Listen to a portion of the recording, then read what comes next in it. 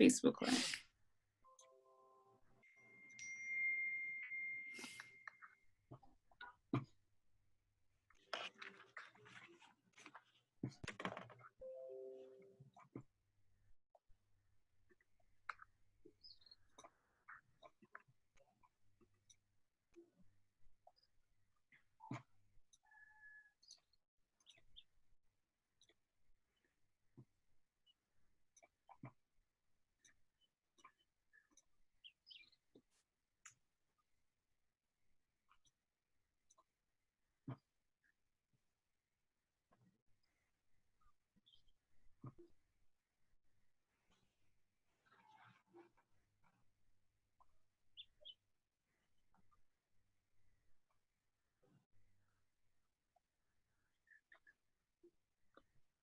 So it's just posting, just a few more seconds, and we'll begin. No worries.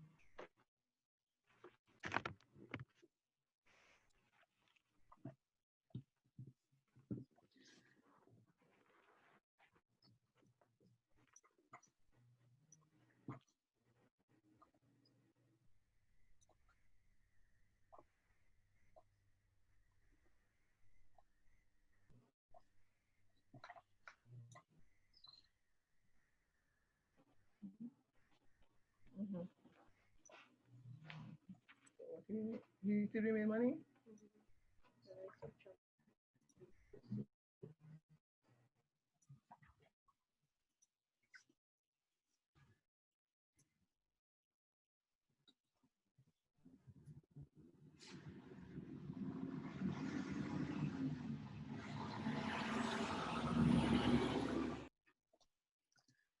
Okay, so we'll begin now, and the live will continue as we start. So we'd like to thank everyone for joining us this afternoon for our third Distinguished Speaker Series for 2020. Today we're really excited about this one because we have Atlanta, who is here to speak to us on Timberland's model of brand consciousness and responsible outsourcing. For all businesses in Dominica, we know that outsourcing is something that's becoming more popular. We're outsourcing either delivery services, other aspects of our businesses, and we really want to understand best practices from internationally known companies. So we are really delighted to hear from Atlanta, who is a senior manager of community engagement at Timberland. We ask you to write your questions in the chat if you would like. And after Atlanta presents, we can have a session of question and answer. And we want to let you know that our partners for this series, or this Distinguished Speaker Series, are the DAIC, which is the Chamber of Commerce in Dominica, which looks at supporting the private sector to be more competitive and to be equipped with the tools and the resources to be able to make better decisions. And also our Dominica Youth Business Trust, which is a support organization for young entrepreneurs in Dominica. So startups and businesses who are looking at scaling their enterprises, access to resources, access to capital, the Dominica Youth Business Trust supports there. And also the International IOM, International Development Fund supports the Dominica Youth Business Trust in this initiative. And finally, the Clinton Foundation, who connected us with Atlanta, who, as a result, is here today to speak with us. So before we go into our presentation and this session, we would like to invite Mrs. Carrie-Ann Remy Timothy to share with us some brief remarks. Mrs. Remy? Good afternoon, and welcome to the third Distinguished Speaker Series hosted by the Dominica Association of Industry and Commerce, Dominica Youth Business Trust, and supported by the International Organization for Migration. In the midst of this COVID-19 pandemic, businesses are grappling with decreasing sales to increase their online presence and create avenue for brand awareness. Brand consciousness is defined as the awareness of a brand as a distinct product separate from others. It is about image and perception. This afternoon we have with us Atlanta McIlwraith. Am I correct, Atlanta? Very close. That's okay. Very good for first attempt. I said I want to get as close as possible. Who is the Senior Manager in Community Engagement at Timberland, a brand that most of us, if not all of us, are well aware of. In this Distinguished Speaker Series, she will deliver a presentation on a peek into Timberland's model of business, of brand consciousness and responsible outsourcing. I believe it's not only important to our entrepreneurs, but to us within the trust as well, to get an insight into such.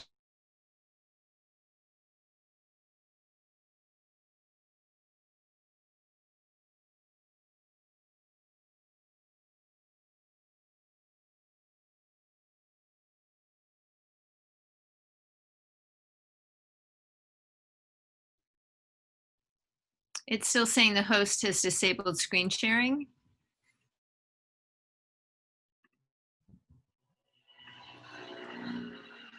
It's now updated, so you can share your screen.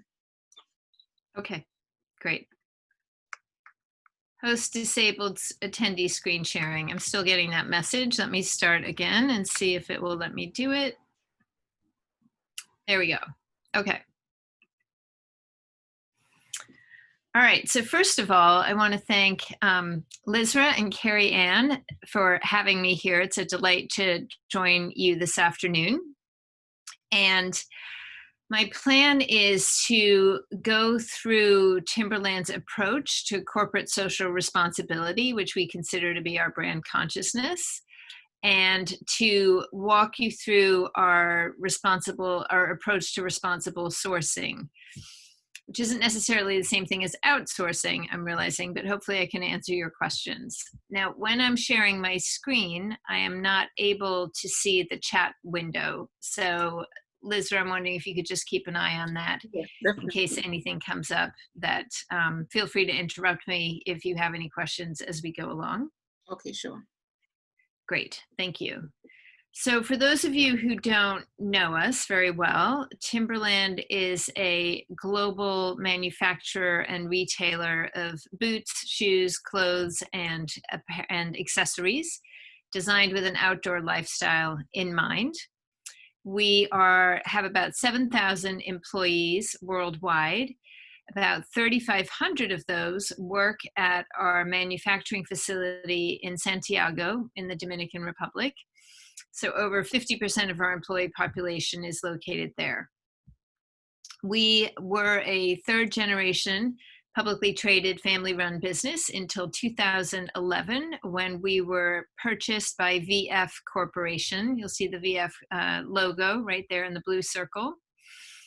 And so VF owns many brands along with Timberland. Other brands they own include Vans, the North Face, Smartwool, Reef. There's a whole list that I'm happy to show you at the end of the deck if you're interested. But Timberland has always been a mission-driven company, but in the recent years, even more so. So a few years ago, we refined our brand purpose, which is to inspire and equip the world to step outside, work together, and make it better. And this was an exercise we went through with stakeholders from all the different regions who participated in coming up with this statement as living at the heart of Timberland and who we are as a brand and what we aim to do in the world. We have a longstanding commitment to corporate social responsibility, and we focus on 3 distinct pillars that I'll go into more detail as we move through the presentation. But for now, they are better product, greener world, and stronger communities. And these are the 3 areas in which we channel our efforts. So when we talk about better product, we are talking not only about what goes into the product in terms of selecting more environmentally conscious materials, but we're also looking at how the product is made. And by that, I mean, we look into our supply chain to make sure that our partner factories are operating in a responsible manner. So in terms of better product, we are really talking about better materials for the most part.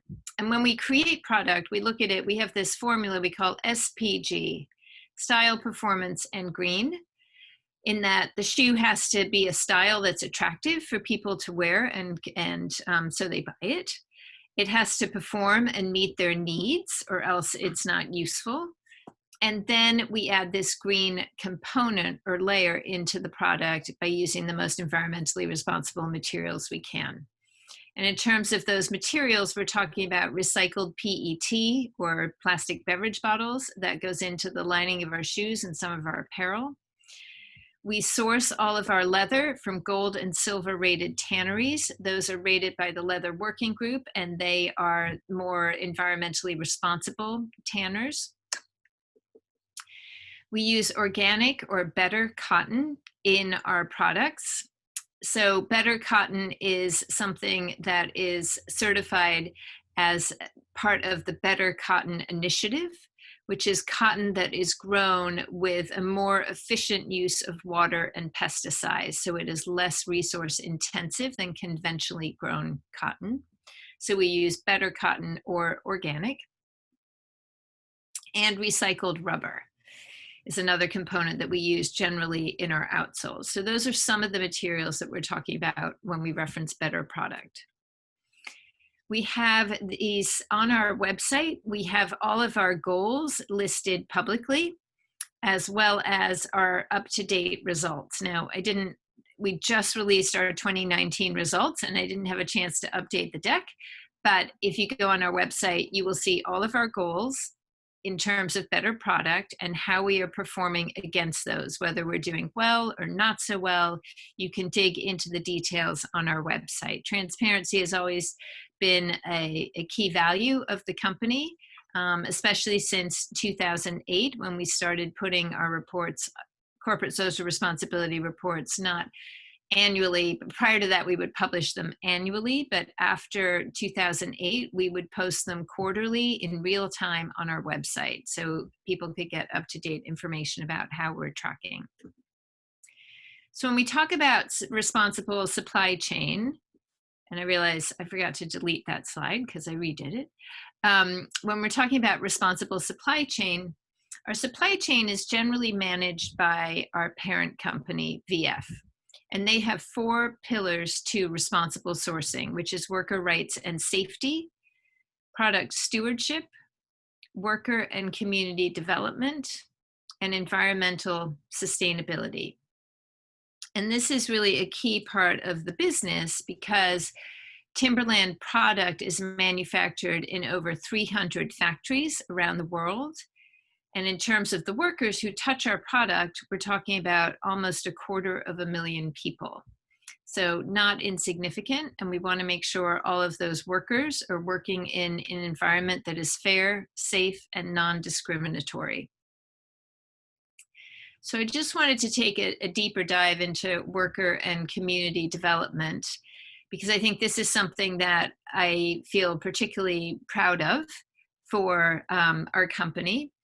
And this is so we have a team of assessors who go into our factories every year to look at how they are complying with our code of conduct and our various requirements for responsible sourcing. And we not only look at what's happening within the factory in terms of worker health and safety, but we're also looking at what is happening for those workers beyond the factory walls.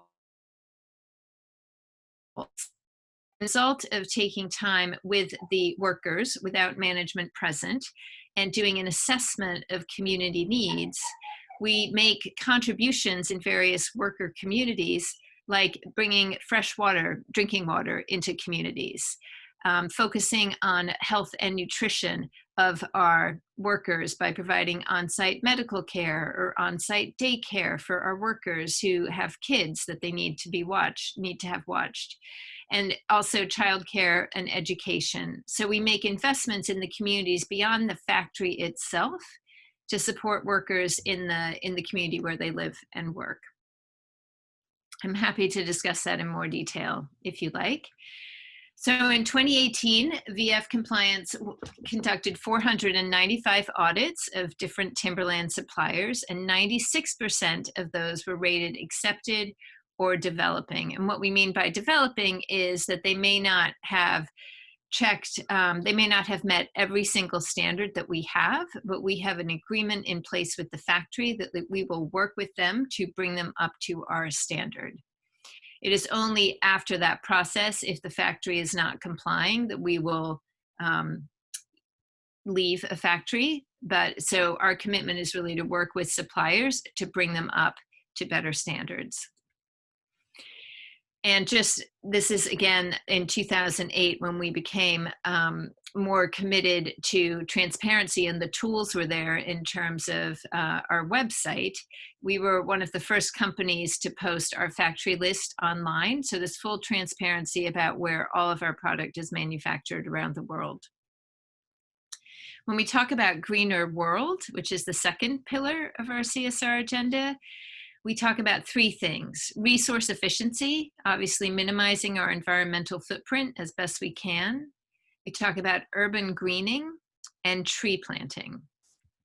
So in terms of resource efficiency, in 2010, we set a goal for ourselves to reduce our greenhouse gas emissions to 50% of our 2006 baseline. That was an absolute goal. So even though the business was growing, we weren't taking that growth into account. Regardless of growth, we wanted to cut our greenhouse gas emissions by 50%. And we achieved that goal ahead of schedule. And we also achieved our 2015 target to source 30% of our energy from renewable sources. We have a 2020 goal to source 50% of our energy from renewable sources. And I believe as of 2018, we were at close to 30%. So we still have a way to go on that one. We lowered our carbon footprint and our greenhouse gas emissions by changing the lighting in our stores, having programmable thermostats that were set at a steady temperature in the stores and offices. We built our stores to be to LEED certification, which means environmentally efficient. We put in motion sensitive lighting in our offices and in our distribution centers. We put in solar arrays on top of our distribution centers. So these were the ways that we were able to achieve that goal, the 2015 goal. VF has a goal of 95% waste diversion, and we have 17 zero waste sites globally, 10 in the US and 7 in Europe.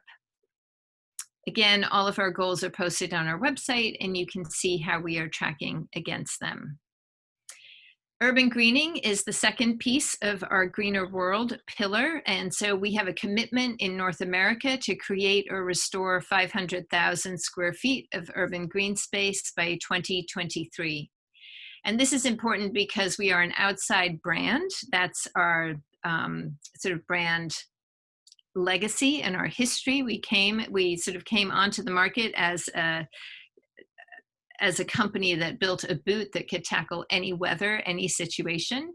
And so what we find, though, is that most of our consumers these days live in cities, and there are many positive impacts of having green space in cities in terms of increased safety and security in the neighborhoods where there are green spaces. They promote people's well-being.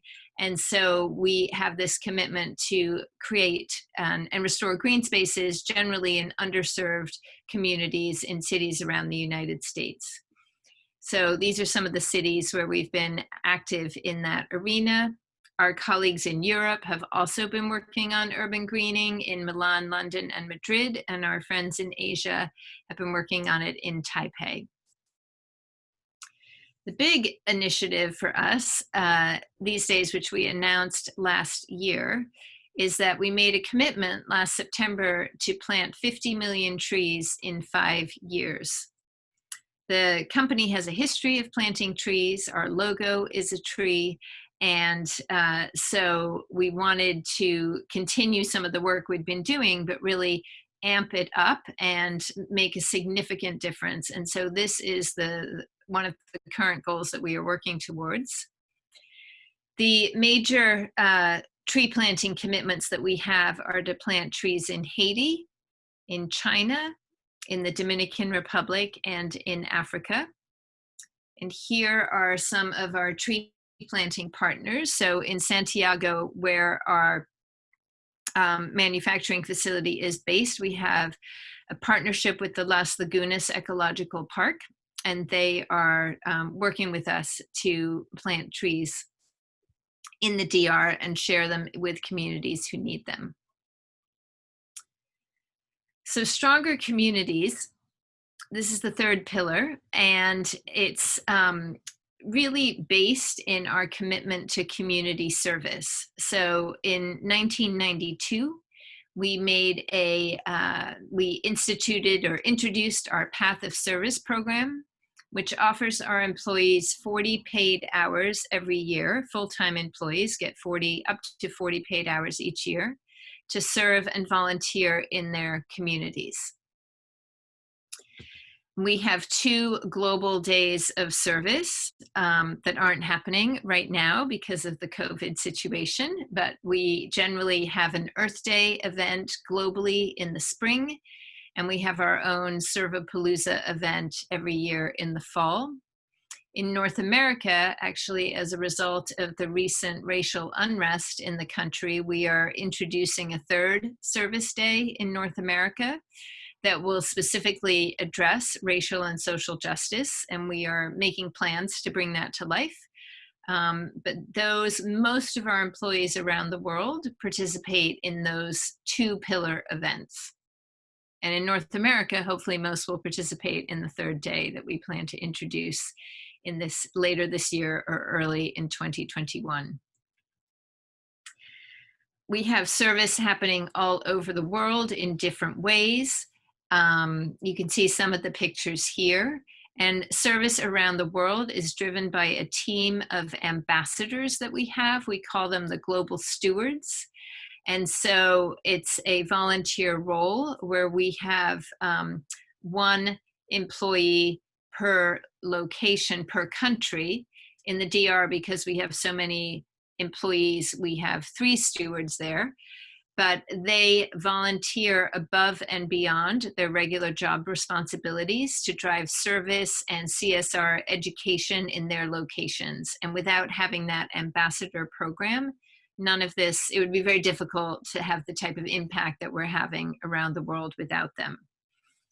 The stewards do not earn, it's a volunteer role, they don't get extra compensation for it, but they do get training, and not only to help them be effective stewards, but also to develop them professionally. And we convene them generally, not this year because of COVID, but generally we have a global meeting at which they come together to set strategy and goals, and it's a huge perk for them, and they all love it. So we're grateful for them, and they have a big impact on us. Again, we have goals posted on the website. So that is a quick overview of Timberland's commitment to social responsibility, or our brand consciousness, and our approach to responsible sourcing. And I'm sure that didn't take very long. but I'm happy to answer any questions that you may have. Okay, great. Thank you so much, Atlanta, for sharing this insightful presentation.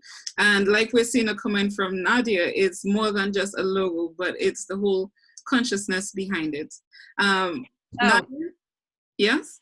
Sorry, one thing I forgot to mention, and I'm just going to stop screen sharing for a moment, where the brand consciousness came from. And it really all, for Timberland, it really all started with community service. And when we had as I mentioned, we were a third generation family run, publicly traded business. And our CEO back in the early 90s was very committed to community engagement and wanted to institutionalize that for the company. So he launched the Path of Service policy, which I mentioned is the employee volunteer program. And what happened was, once we started thinking about how can we be more responsible citizens in our own communities, then it obviously, a part of that is being environmentally responsible. And a part of that is making sure that the people who work on Timberland products we're being responsible to them. And so for Timberland, it really emerged from a passion from our CEO and a commitment to community. And when you're committed to community, you become much more aware of all the ways in which you impact the communities where you live and work and where the people who make your products work. So that's a bit about the origin. Thank you so much for sharing that. Nadia, I would like to give you the opportunity to ask your question directly. Would you like to do that, or would you want me to read it?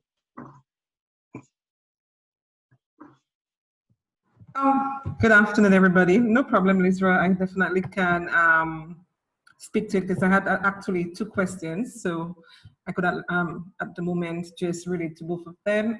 Thank you so much, Atlanta, for your presentation.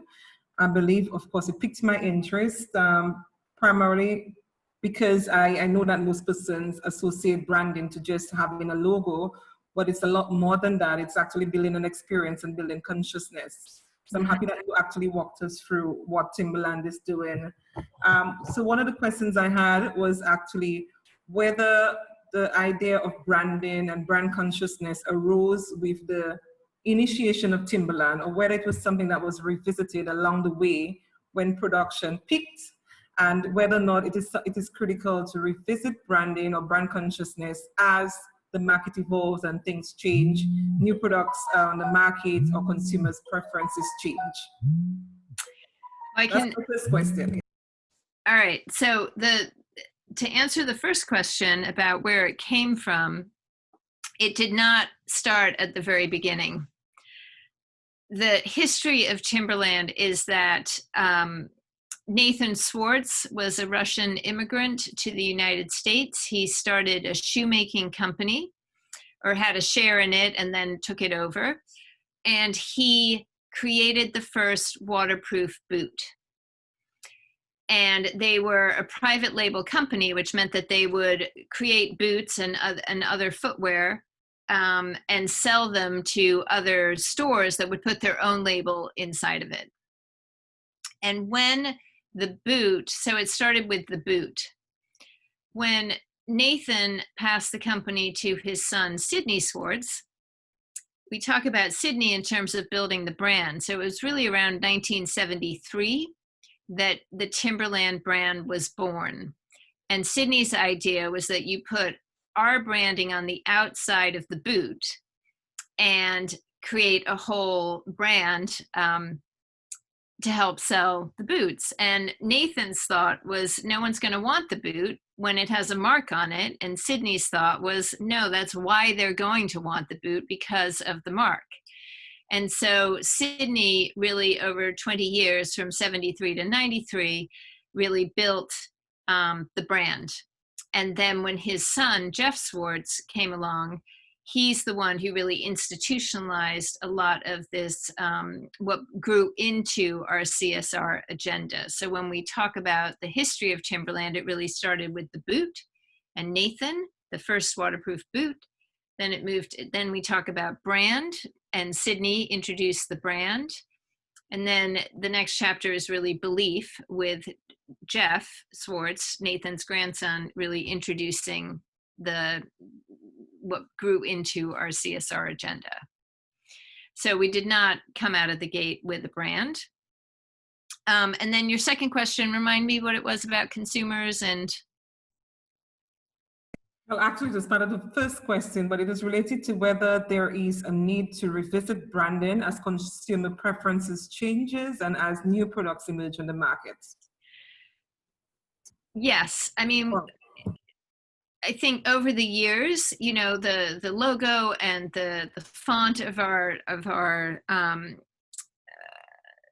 the word of our brand Timberland has stayed the same, but how the brand looks and feels, how it shows up for consumers through our stores and online and in communities, that does change.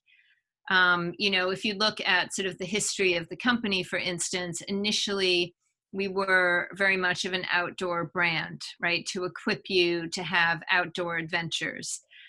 Now, if you look at us, we are much more of a lifestyle brand. We still have the iconic yellow boot that we've always made, but our product assortment is more targeted to people who live in cities, and their outdoor adventure may be walking to the coffee bar a few blocks down from where they live. You know, it's a different consumer population than it was when the brand started. So yes, there have been changes in the type of product that we develop, how we design it, how we talk about it.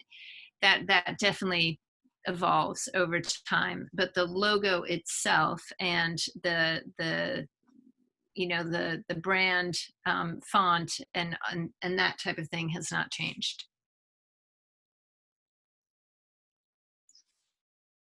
Nadia, would you have any other questions? Thank you so much for answering these, Atlanta. Yeah, thanks so much for that response, Atlanta. I'm actually trying to relate your presentation to a real life experience in Dominica.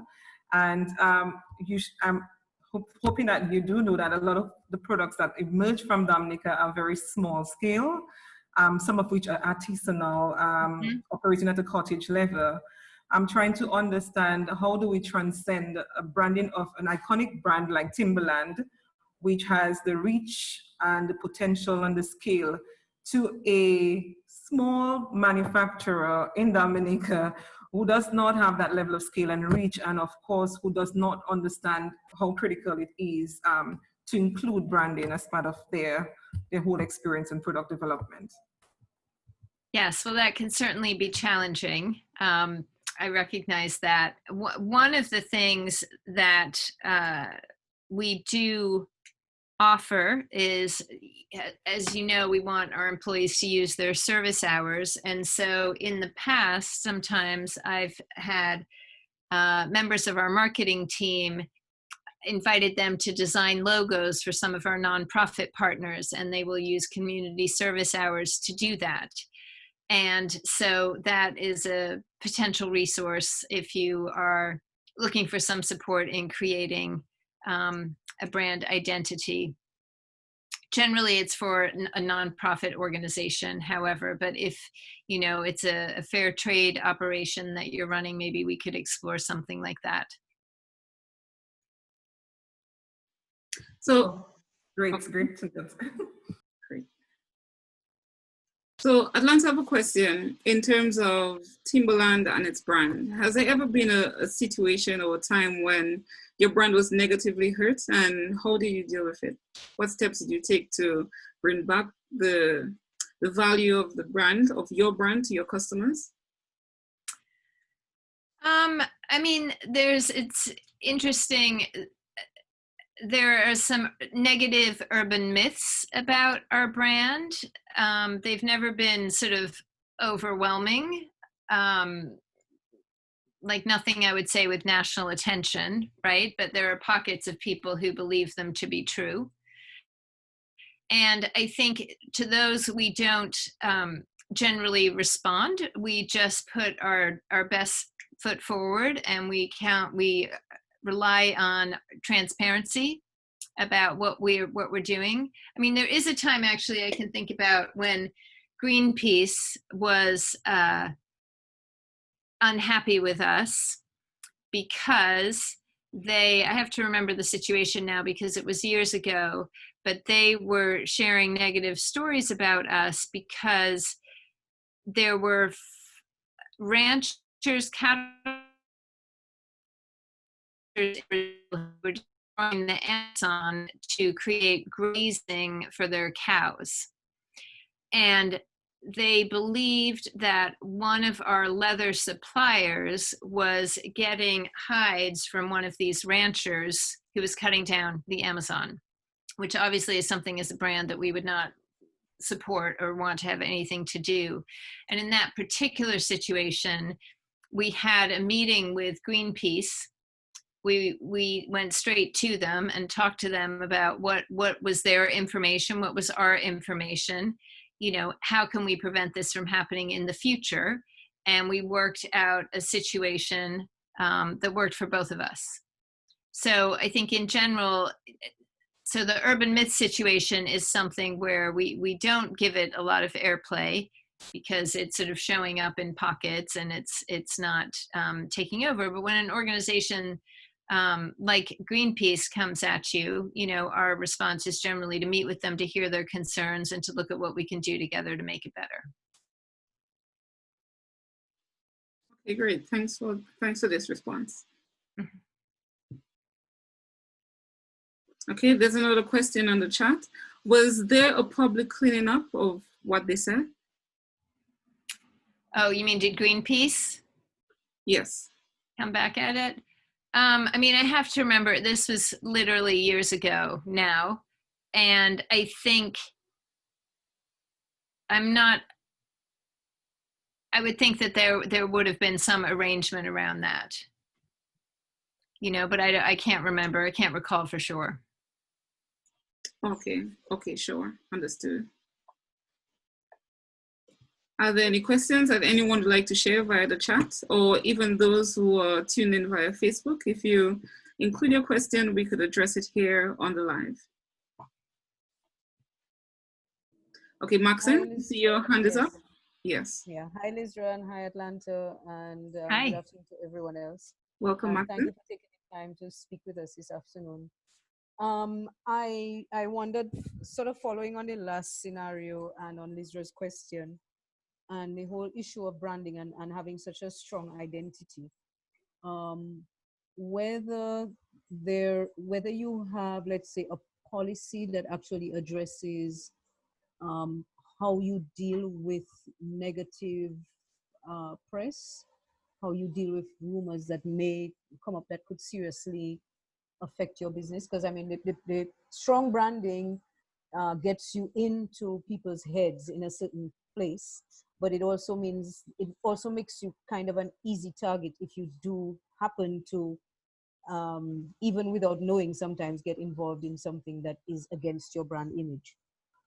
So how do you address, do you have an actual policy that addresses how you deal with negative publicity? Well, we do have a process around crisis communications, right? So if something comes up or hits the media, then depending on what it is, the relevant parties are contacted immediately to come together and align on what a response would be. But it really very much depends on what the incident or the situation is. So I am not privy to, whether there's a decision tree or not. But I do know that we look at everything on a case-by-case basis because every situation is different and new. Okay, great. Another question, if I may. I mean, have you been able to, let's say, monitor what the actual, and I apologize in advance because I came in a bit late, so I may have missed it. But have you been able to monitor at all what the impact of your branding has had on your actual business bottom line? We definitely have consumer insight work that happens. So we track sort of the health of the brand reputation in different markets over different periods of time. So we do certainly invest in consumer insights around that. And we can certainly track and make connections between particular products that we might profile or market particularly strongly with advertising in different markets and relate that and track that back to sales, at least from a correlation point of view.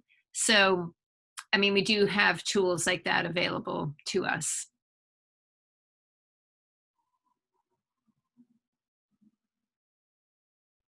Thank you. Okay, thanks for asking, Maxine. So Atlanta, also, how about your outsourcing? Do you outsource based on companies who are mostly socially responsible, or are there other factors that you consider? Maybe you have touched on them, but if you could highlight them again, that would be really good. Sure. I mean, we went through responsible sourcing, right? Where we're looking for people who make our product to align with our values and our standards, for sure. In terms of outsourcing, I mean, most of the people that I do outsourcing with are, because I work on the corporate social responsibility team, they are in the value space anyway. So for the most part, they are mission-driven companies just like we are. From a broader sort of procurement perspective, I'm sure, I don't actually know, I would have to check, but my guess is that there are certainly guidelines that we follow to make sure that we are operating with responsible partners. To what extent that is detailed, I don't actually know, but if you're interested, I'm sure I could find that out. Okay, great. Thank you so much.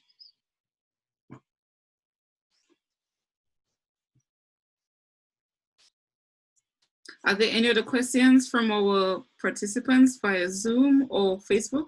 If you do have a question on the Facebook page, you could also share before we would round up, and those on the Zoom as well, we invite you to also share. So do you work along, well, as you're speaking about outsourcing, in the Dominican context, now that we're all impacted by COVID, there's a lot more remote sourcing and outsourcing. What's your experience with working remotely and having to source or outsource via that means? Well, for the most part, the work that we do on the corporate social responsibility team doesn't require a lot of outsourcing, because we are mainly working with partners within the company to drive forward our goals around product materials, around environmental efficiency, around community engagement. So we're mainly dealing with internal people. So there hasn't been anything as a result of COVID that has forced us to, from a CSR team perspective, to operate differently. And I'm trying to think of examples that I might be aware of in the broader company that have changed as a result of COVID-19. But I think I would say that for the most part, those of us who work in the corporate offices around the world have had a relatively seamless experience to this transition to remote working. So I can't think of an example that I'm aware of, although likely there are some, where we've had to sort of work with new partners as a result of COVID. So I'm afraid I can't help you on that one. Okay, sure. Well, I'm not sure if this would be phrased differently and if you would see it in a different way, but in light of COVID and having to work remotely in that sense, how do you work on improving your brand consciousness? Well, I think, one of the things is social media has been very important to us during this time, when people are on their devices more. And initially, at first, I mean, we're in week, 14 or 15 now of working remotely. But the first couple weeks, was a huge sort of behavioral shift, not just for myself and and sort of my fellow employees, but obviously for our consumers as well. So social media was a key piece for us in terms of keeping that communication and brand connection going. And so in the very first few days after everyone made the shift in mid-March to work remotely, we sort of continued with the social media calendar as planned, but pretty quickly we realized that that's not appropriate. I mean, we're